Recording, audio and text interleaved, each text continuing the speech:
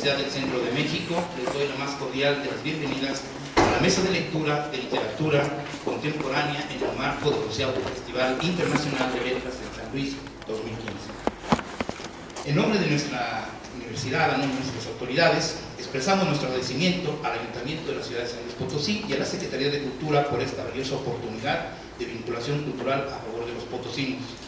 Agradecemos también la presencia de la comunidad de alumnos y docentes, así como representantes del gobierno municipal, público en general y personal administrativo de esta casa de estudios.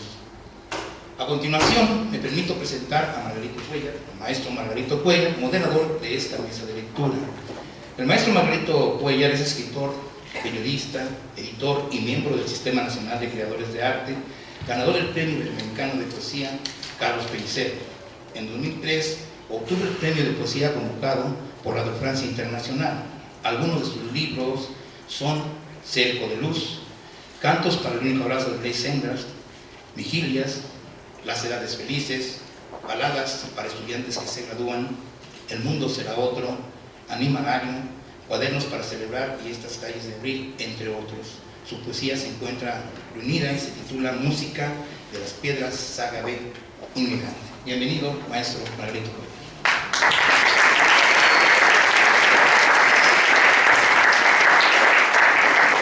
De igual manera, les presento a los autores invitados del día de hoy, la maestra Ada Castells, bienvenida, Jesús Ramón Ibarra, bienvenido, Natalia Toledo y Naed Yeyer. Muchas gracias a todos y cedo la palabra al moderador Margarito Cuellar para iniciar esta mesa. Y pues les pedimos, por favor, que solicitamos de la manera más atenta a apagar o poner en silencio sus celulares y dispositivos móviles. Adelante. Gracias. Muchas gracias, buenos días. ¿Cómo están? Bien. Las veo muy serias y muy serios, como que están todavía medio dormidos. ¿Sí? Bueno, ahorita nos despertamos todos. Bueno, pues esa es una actividad más del Festival Internacional de Letras de San Luis y vamos a tener hoy una mesa que les va a gustar. Voy a participar solo una vez con la presentación de los autores que van a leer hoy. Es una mesa de literatura contemporánea y en el orden que voy a leer los datos de los autores, ellos van a tener una participación de 10 minutos. Posteriormente, pues sí les gustaría que hubiera una respuesta de allá para acá, con preguntas, observaciones o comentarios. Entonces vamos a iniciar con Ada Castells. No es Castells. Bueno. Ella es de Barcelona, España. Es autora de las novelas El dedo del ángel, en 1998, Mirada, en 2001, La criada del mar, La llamada del mar, 2002, Toda la vida, 2005, Sortir de Maré, 2006, Pura Sangre, 2012, y tiene colaboraciones periodísticas y literarias en televisión, BTV, TV3, Cataluña, en radio, Com Radio, suplemento de cultura del Avui y Cosmopolitan, National Geographic, Sapiens, La Vanguardia y Time Out. Son algunos de los espacios donde han colaborado. Y luego tenemos acá en el siguiente orden de lectura a Jesús Ramón Ibarra. Él es el originario de Culiacán. Obtuvo el Premio Nacional Clemencia Isaura en 1994 y 1997, el Premio Nacional de Poesía de San Román en 2005, el Premio Nacional de Literatura Gilberto Owen en 2007 y nada más y nada menos que el Premio de Bellas Artes de Poesía de Aguascalientes correspondiente a este año. ¿Sí? Así es que aprovechamos para felicitarlo porque realmente es uno de los premios más codiciados y cotizados en el país y el que más enemigos se gana, el que se lo gana. Es autor de los libros Defensa del Viento en el 94, Barcos para el Mar en el 98, El Arte de la Pausa en 2006, Crónicas de Mintos, Lighthouse 2010 y Heroicas 2009. Luego vamos a tener a Natalia Toledo, ella es originaria de Juchitán, Oaxaca, es poeta, promotora y activista social. Sus libros de poesía son Paraíso de Fisuras, 92, Hermes Dor, 2002. Les voy a leer ¿eso es de zapoteco? ¿Cuál? Ska, Uñá, Huidia, Ka, Uñá, Iba, Rizac. Mujeres del Sol, Mujeres de Oro. Estoy haciendo mi mejor esfuerzo, en 2002. Ella sí lo va a decir bien. Natalia lo va a decir bien cómo es. Ya sé. Es que dijiste gui y es pie, y gui es caca. Pues, algo hay de eso. Ya sé. Olivo Negro 2004. Caca negra.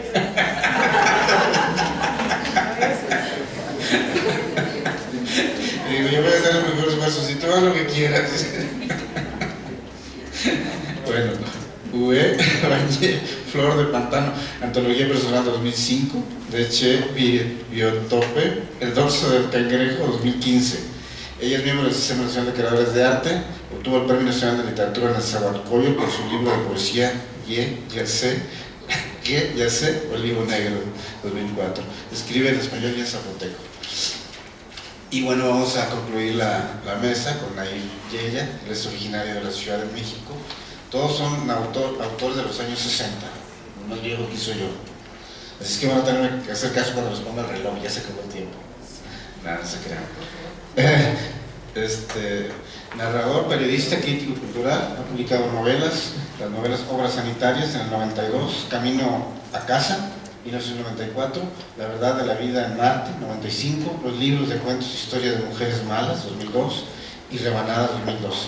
Otros libros suyos, entre el ensayo y la crítica cultural, son El Cuerpo Transformado, Cyborgs y Nuestra Descendencia Cronológica en la Realidad, y en la Ciencia Ficción, 2001, Guerra y Propaganda, Medios Masivos y el Mito Bélico en los Estados Unidos, 2003, Pornografía, Sexo Mediatizado y Pánico Moral, 2004, Pornografía, Obsesión Sexual y Tecnológica, 2012, y Pornocultura, el espectro sexualizado de la violencia en los medios, 2003. Es miembro del Sistema Nacional de Creadores. Bueno, entonces los dejo en ese orden. Buenas noches.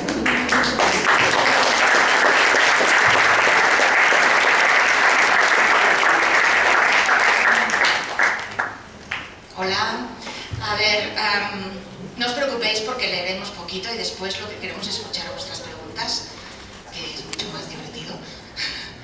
Y os leeré un cuento que nunca he leído en público, o sea, os utilizo un poquito de conejillos de indias.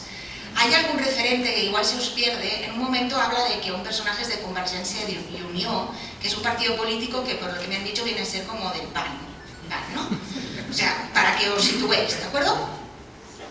Se titula Amor de Madre. ¿Así me oís, no? Sí. ¿Sí? Vale.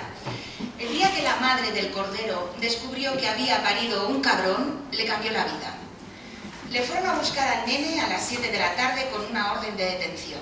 Lo acusaban de haber dado una paliza al negro que pide caridad en la esquina con un vaso de cartón de Starbucks y ella supo que era verdad. Se le señaló su cuarto al poli sin que le temblara la mano.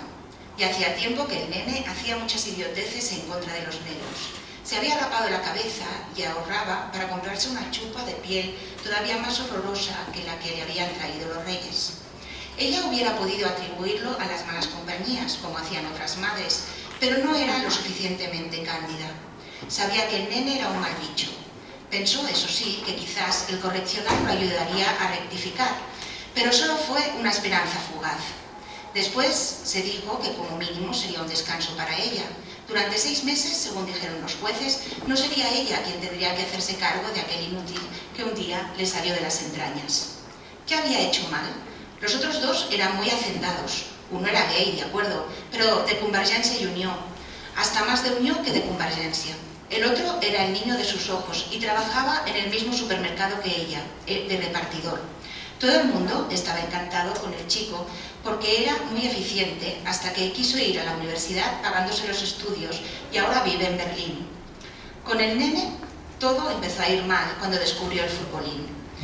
Hay gente que dice que cuando se separaron, pero no es cierto, Ella resistió muchos años al cretino de Mario por sus hijos.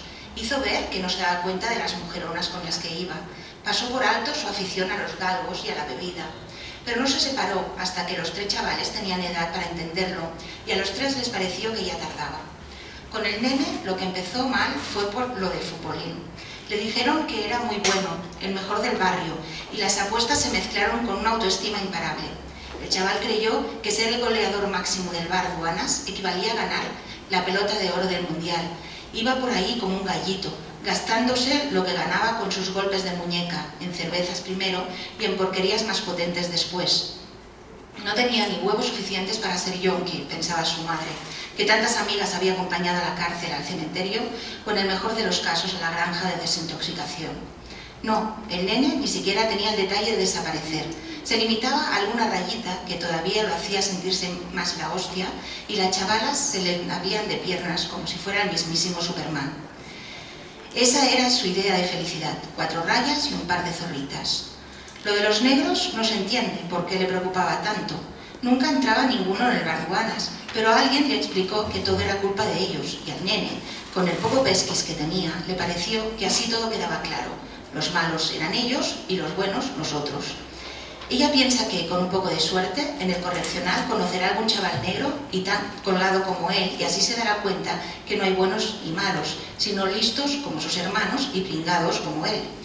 Aunque eso es improbable, porque a la mujer le parece que a los negros no los meten en esos centros, sino que los embarcan derechitos a su país, porque en la rifa les tocó morirse de hambre en su tierra y no tienen ningún derecho a cambiarlo. El nene fue a la misma escuela que sus hermanos, heredó los mismos juguetes, que ya había sido de los primos, visitó los mismos parques, se cagó en la misma abuela pesada que los obligaba a ser educaditos como los nietos de sus amigas cursis, y supo ir en bicicleta a los 5, nadar a los 6, trapichear a los 10 y follar a los 15, como todos sus amigos del barrio. Entonces, en aquel momento en que tenía que pasar la línea de la vida adulta, entró el maldito futbolín en el Barduanas, y ya la liamos. Que si Quique Villa es la hostia, que si puede ganar en un 2-1, que si las mete todas directas, y las nenas babeando, y él llegando a casa con otra chupa nueva que se había jugado un desgraciado, y después lo de la moto, que por poco no lo matan porque también se la había jugado un tipo a cambio que perdiera y él no quiso bajar del burro. Vaya, que lo peor no era que la policía apareciera aquella tarde a las 7, eso era un alivio, sí señor, y si el juez tenía un poco de juicio y el negro acababa muertito, a lo mejor le caían años de correccional, y la cosa podía arreglarse un poco para ella, que desde que se había quedado sola con el nene no levantaba cabeza, que el mayor no aparecía mucho por el barrio y el mediano solo en Navidad, cuando la novia alemana le daba permiso. La madre de Quique todavía no era vieja y ni merecía una oportunidad. Ahora que al chico, por fin, se le había ido la mano, invitaría al nuevo repartidor a cenar un día en casa, que ya se lo había insinuado. Era guapo el jodido de José. Ella lo llamaba así porque tenía un nombre raro, como Joseph, o algo así, que no había quien pronunciase. Debería andar por los 30, que con esa raza nunca se sabe, y decía que venía de Nigeria o de África Negra, y bien negro que es el jodido, negro en todo. A ella le gustaba mirarle los brazos en el súper, cargando paquetes, y en la cama cuando la cabalgaba. Con ese sí que nunca se hubiera atrevido el nene, le hubiera puesto la chupa Por eso, ella no quería que José se encontrara nunca con Quique en casa, y alguna vez que tenía muchas ganas había pagado un hotelito a horas, o habían ido a casa de la Maña, que siempre está abierta para el amor, según dice ella, después de cobrar 50 pavos, eso sí. Quizá fue ella quien se fue de la lengua, es muy capaz, y el Quique pensó que su madre se lo hacía con el enclenque de la esquina, como si no hubiera tenido siempre muy buen gusto con los hombres, que el padre de los chicos de joven tampoco había estado nada mal. Lo que no entiende la mujer es por qué al nene le molestó tanto que su madre se diera un gusto de vez en cuando. Todo por culpa del futbolín y el creerse el rey del mundo y el pensar que todo tenía que controlarlo él y su madre pudriéndose, esperándolo con la tortillita, sola en casa, jodida, o peor, escuchando cómo las zorritas le sacaban el jugo encerrados en la habitación que ella soñaba en convertir en una salita para jugar a las cartas con las amigas. El jodido ahora habrá aprendido que en la vida no solo se meten goles, a veces también le cuelan a uno, y nunca se tiene que dejar la oportunidad de un buen remate para enviarlo todo al garete, que lo del amor de madre no hay quien lo aguante.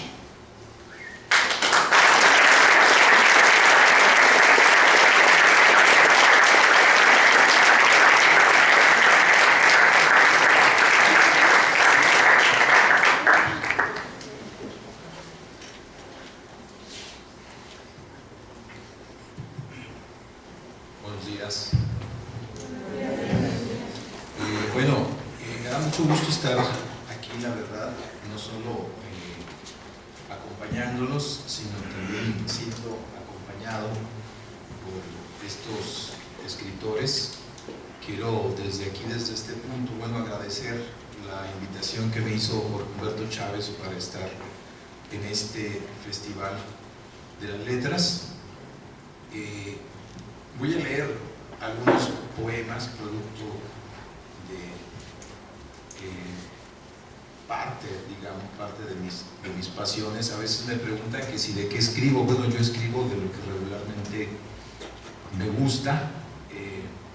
Este libro se llama Heroicas y el tema central del libro es el fútbol. Aunque el fútbol en sí, como tema literario, sobre todo en el escenario de la poesía, puede resultar un poco aburrido. Creo que cuando se escribe sobre el fútbol, no se escribe sobre el fútbol, sino se escribe sustancialmente sobre la infancia. Creo que todos los hinchas de un equipo de fútbol somos, o terminamos siendo niños, somos niños al enfrentar a eso que en algún punto de nuestra edad consideramos héroes. Y dice así: no el ave, síntesis de ángel cautivada por su silbo de argenta simetría, ni el follaje del árbol cuya danza acentúa el filo de las hojas, no la canción del niño, improvisada luz que levanta un castillo entre las bardas del patio, ni la nube inflamada que atraviesa el río de los ojos, no la voz expuesta, escultura precaria, ni la palabra que se quedó detrás de una declaración en el jardín, no la mano que dejó su reflejo en medio del desastre. Todo enigma lo despeja la infancia. Es la pelota, el corazón del aire.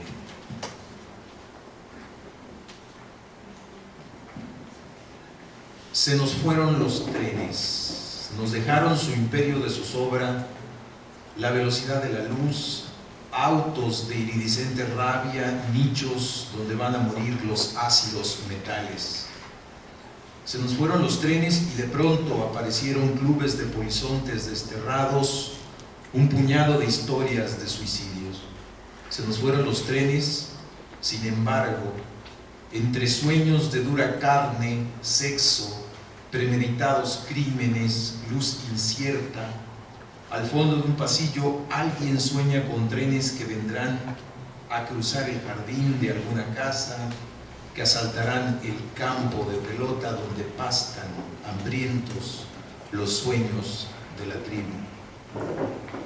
Y para terminar con este libro, voy a leer un par de poemas que son los que cierran justamente la sección de Heroicas. Uno está dedicado a un extraordinario jugador irlandés que no tuve la suerte de ver, pero que, bueno, en el YouTube uno lo puede encontrar y puede dar fe de que se trataba de un jugador genial. George Best. Dios conoce tu nombre, George Best. Aunque procures distender tu creencia inopinadamente entre los barrios bajos, las mujeres henchidas y el filo del alcohol, Dios te ha visto correr a la velocidad de la nostalgia. Perseguido te ha visto mancillar territorios ajenos, desflorar potestades, inmolar témpanos con la nobleza de un caballero de paso por el reino de los humildes. Dios jugaba contigo, George Best, cuando vestido de rojo emprendías la cara ruta del descubrimiento, la trayectoria suicida de la bestia que busca al asesino de su trote. Dios conoce tu nombre, George Best, y lo pronunció mientras dictabas con tu carrera una novela con filo de punzón, con forma de navaja de vidrio o árbol roto. Y este otro, que bueno, todo el mundo hemos visto un penal ejecutado a Panenka. Este poema justamente se titula Antonín Panenka ejecuta su pena.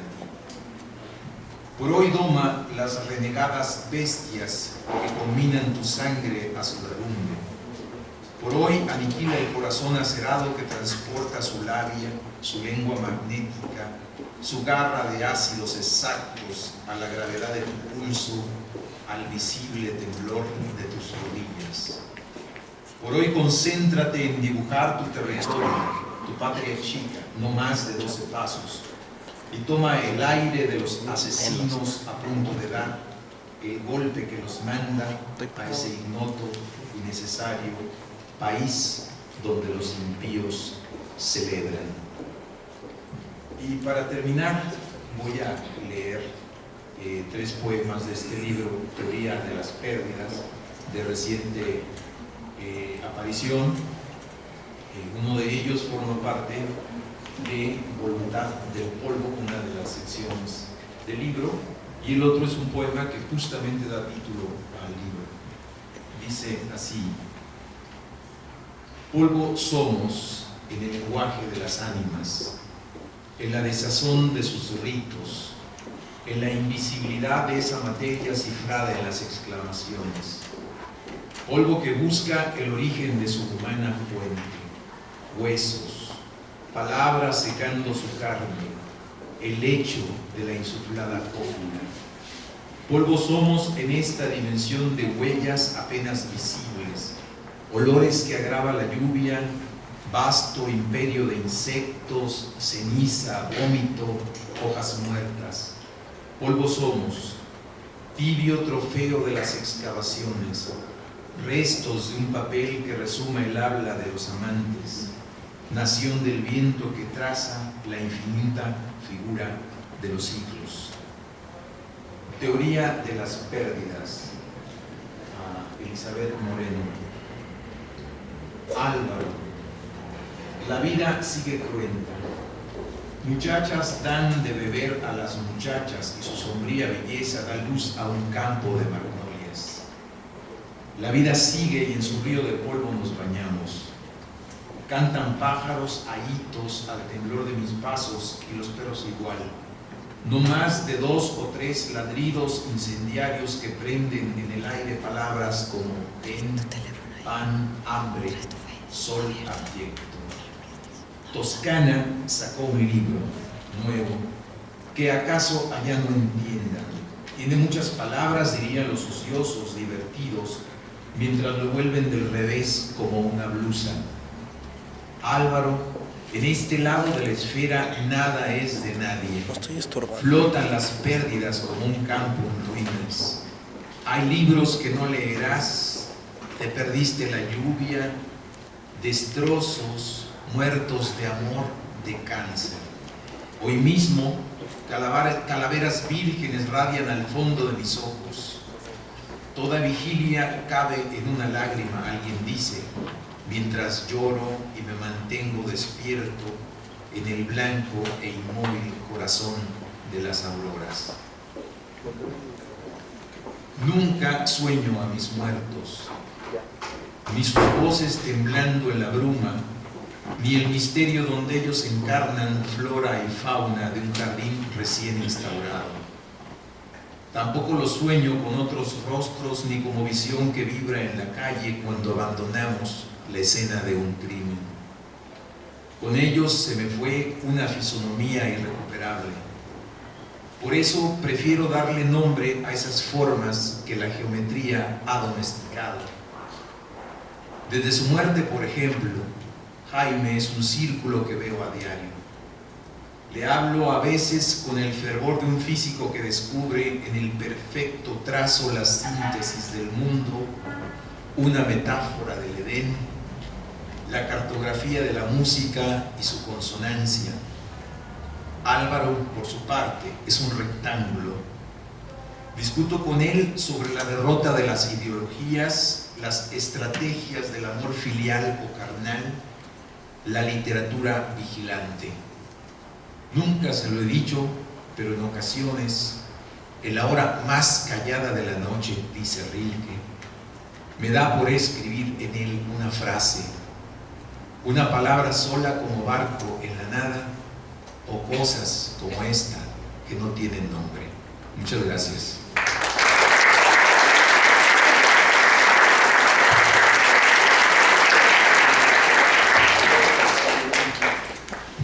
Buenos días, muchísimas gracias por estar aquí.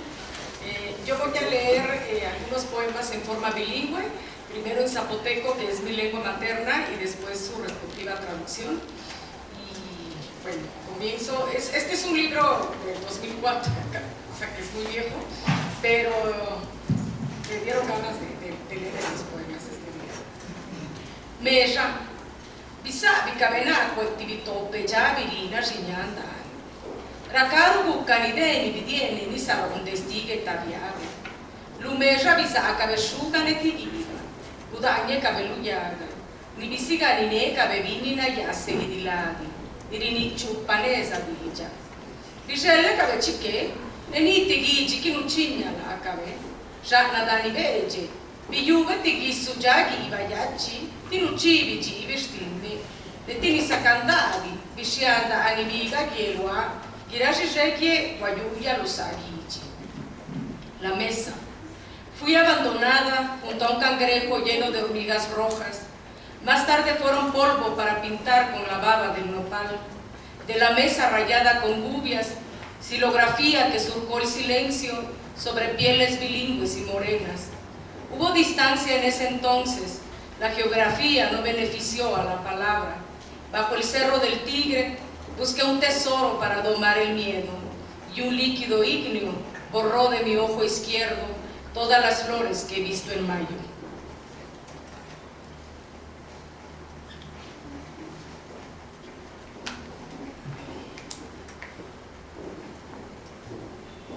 Ay, y eso que ya lo sabía separado.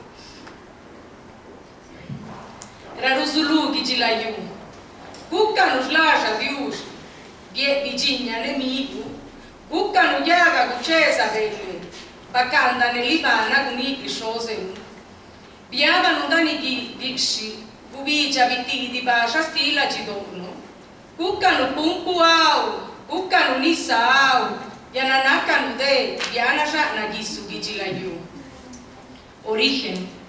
Fuimos escama de Dios, flor, venado y mono. Fuimos la tea que partió el rayo y el sueño que contaron nuestros abuelos. Caímos en el monte y el sol nos atravesó con su flecha. Fuimos cántaro au, fuimos agua au, ahora somos ceniza bajo la olla del mundo.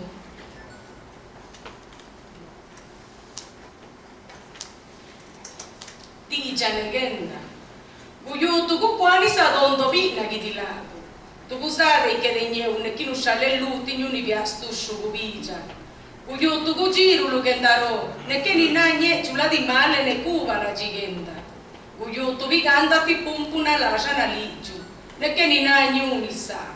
Kigana kabini wati, pati gie viava la yu, gieru la gigati. Tradición. Hubo quien probó el mosto de tu piel, te caminó de la cabeza a los pies sin abrir los ojos para no descubrir el resplandor del sol. Hubo quien solo pellizcó la comida y no quiso beber el chocolate de los compadres y el pozol de semilla de mamey. Hubo quien colgó en la puerta de tu casa una olla rota y no quiso pagar la fiesta.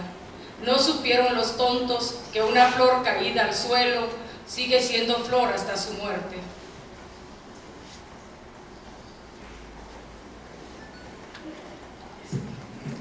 Nikikati es Eliota. Dani batanaya gulle magi na shinyari si ulane sikaru. Kisanda gusianda jibi gushane kabena girani gulenia. Usaya rajine batanaya. Bitide gidilade raja venye. Nendani gelo abija yujinui. Ulaki kabela ya mudubina. Urti gulle lukianissa. Uria ya china ribudo ya atibenta kaya kashinyena. Neguka tiresias. Binite gieloa, kini kinye guni shiora gusaya stuve dani kajima gusi. Gunanga ni visana ne binigendalanu, shiyushi kie visana ne kabelanu. Si quieren comentar los títulos o si lo que tenía su leer y yo con su problema. Yo os quería leer una cosa muy cortita que como colofón, porque es como un poco una caricatura de los escritores, porque lo que hemos recibido nosotros son muchos elogios y así, ahora nos vamos así como muy wow, con el ego a tope, para que veáis que es mucho más complicado todo y el ego dura cada 5 segundos y se nos baja rápido. Y como se titula Happy End, pues está bien para terminar la sesión. Había una vez un autor de culto que quería ser de masas. Se inventaba argumentos trepidantes, historias de amor y batallas, pero los personajes se le revelaban. ¿Dónde vas con estos soldaditos?, le gritaban, y él los aplastaba sobre el papel, muy fuerte, para volverlos planos. Tenía pesadillas en que estos seres le devolvían la paliza. 2 madres de familia llenas de complejos paralizantes lo lanzaban por la ventana, jalonadas por un chaval yonki que se resistía a la desintoxicación, mientras un maestro de escuela, eternamente de baja, aplaudía desde la calle con el deseo de no perderse el momento en que el cuerpo del escritor se espachurraría en la acera. El escritor recuerda que en sus sueños siempre caía alegre, convencido que debajo lo esperaban sus lectores, una masa amorfa dispuesta a recogerlo, pero en el momento justo que tenía que aplastarse o zambullirse en el gentío entre vítores, se despertaba y no lograba saber el fin de su historia. El escritor de culto tenía un amigo junguiano que se ofreció a interpretar su sueño, pero la interpretación era tan evidente que no quiso perder ni un minuto con la terapia. Así es que producía y producía batallitas con la esperanza que algún día aplacaría por completo a sus seres rebeldes. Los personajes complejos acabarían devorados por ellos mismos, como en aquel cuadro de Goya tan horrendo. El problema del escritor de culto, que quería ser de masas, es que esto nunca sucedía. Al contrario, cada vez que quería empezar una historia sencilla, de final feliz, ahí estaban ellos al acecho. Podían aparecer en cualquier momento y desmontarle la trama con pasmosa rotundidad. Lo probó todo, hasta se tapó los oídos con ganchitos de goma espuma, pero sus voces estaban en su cerebro y entendió que aplacarlas era inútil. No tenían ninguna consideración y se reían de cada uno de los capítulos previsibles, explicándose entre ellos el final antes que el escritor lo hubiera redactado. Un día el hombre, desesperado, decidió proponerles un trato. Si lo dejaban en paz para escribir un maldito bestseller, aunque solo fuera uno, él dedicaría el resto de sus días a la poesía. Los personajes se reunieron, hubo un debate intenso y al final aceptaron con la condición que el bestseller tenía que ser de culto, tipo El nombre de la rosa, nada de Las sombras de Grey o otras sandeces por el estilo. El escritor aceptó, muy chulo él. Empezó con una primera frase, después vino otra, iba muy suelto. Lástima que su argumento fluía demasiado, era como agua. Los personajes entraban y salían sin dejar huella. No había ninguna frase para subrayar, y él notaba que las horas lo consumían. Se sentía muy solo. A punto estuvo de morir de aburrimiento, pero lo superó y se hizo muy rico, y dedicó el resto de sus días a la poesía, cumpliendo lo prometido e ignorando por fin que había escrito una historia con final feliz, la suya.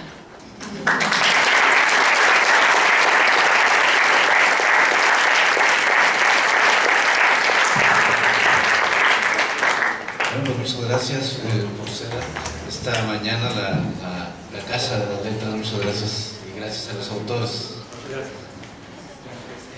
En el marco del 30 aniversario de la fundación de la Universidad del Centro de México, agradecemos al Ayuntamiento de San Luis Potosí por su invitación a participar en esta sede del Festival Internacional de Letras 2015. Muchas gracias a todos ustedes, felicidades. Fue muy grato todo lo que expresaron, maravilloso, volamos, soñamos. Creo que la creatividad va a ser una de las tareas que nos vamos a llevar con este recuerdo de esta vez. Muchas gracias a todos y muy buenos días.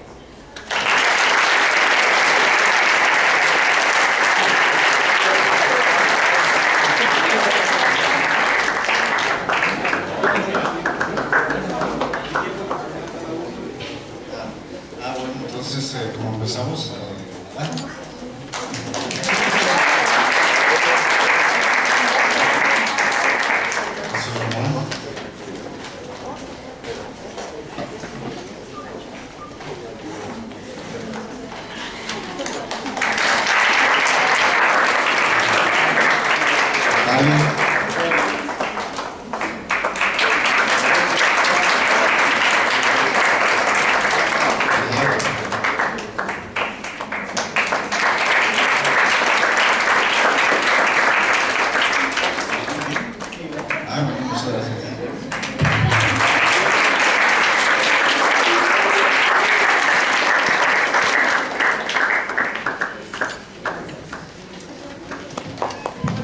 un buen día y una gran semana y un gran año y una gran vida. Gracias.